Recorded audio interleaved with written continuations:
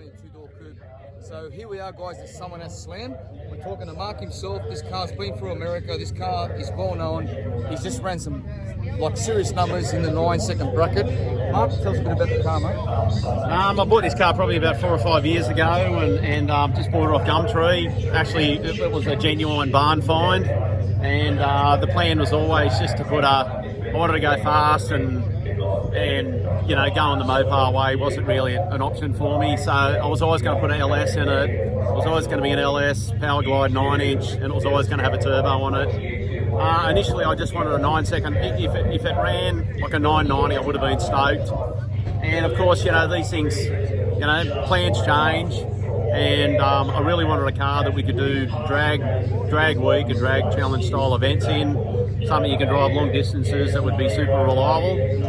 So yeah, it's just been an evolution since then. Well, you've proved yourself in America, so you've been to America with this particular vehicle.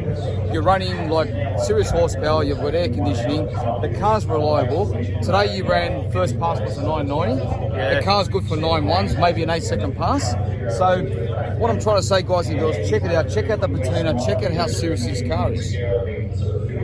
So Mark, let's have a look under the bonnet and run us through exactly what we've done here.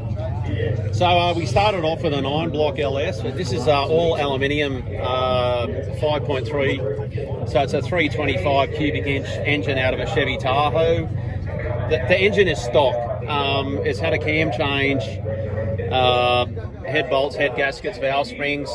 We've got a Borg Warner 85mm billet wheel, turbocharger. We're running air conditioning because, like I say, the car's got to be a good driving car. We want to be comfortable. We all want to cruise our cars, especially in summer. Doing drag week. Yeah, we all want to cruise our cars in summer, you know. That's so right. You got to be comfortable. VA booster, VZ Commodore master cylinder. We've got the 68 Dart brakes on the front. It's got a Power Glide behind, a reed case Power Glide. Ford 9-inch rear end.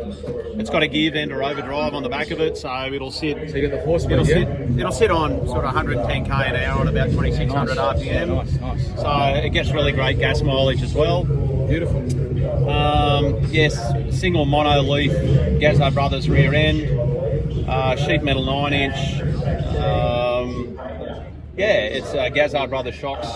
Yeah, it's a pretty cool thing. It's not light. It's 3,760 pounds. We race it on just a little 235 tyre. So yeah, it's only on a small tyre. Anyone can, you know, it's easy to go fast on a big tyre, but it's not easy to go fast on a little tyre. So we made a decision from day one we were going to go small tyre.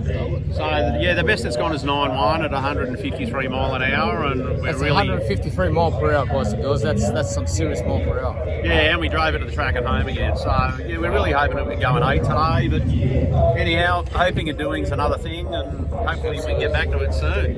What sort of gearbox are you running? You're running a trans brake, and what have we got gearbox-wise? It's got a Rosler 2-speed Power Glide in it. Okay. So it's a pretty serious gearbox. You know, the biggest failures on drag week and drag challenge style events are normally valve trains and transmissions. So you know, we didn't cut any corners with the gearbox and the diff. You know, the motor's a $2,000 motor.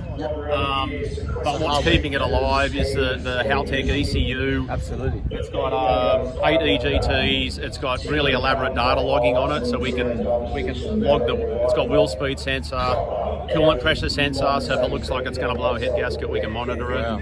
Check it out. Yeah, it's pretty technical. Technology. So I'll get a bit of a walk around the car. We'll come back to the cockpit as well. So Mark, you want to run us through the cockpit as well, mate? Yeah, well you notice the paint. It's pretty dog shit. I call it shitty blue.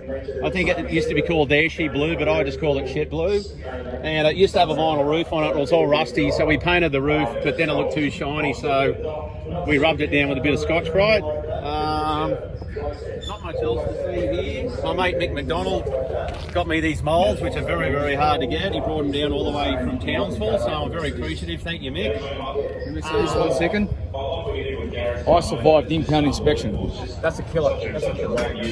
Yeah, so in the boot we just basically cut out the wheel and it's had a 60 litre tank in it. We've got here, it's got Snow Performance water meth injection on it. Obviously a decent starting battery. Underneath this tank, under the car, there's 4 Bosch 044 pumps that are all staggered. If you want to stick it down underneath, you'll get all that. Yep, got the chute as well. And how did you come up with the number plates? Paul 440. Tell us a little bit about that. Tell us a bit about the history about that. Well, we're trying to think of a number plate for the car, and I had War 440, and this was going to be like its poor cousin.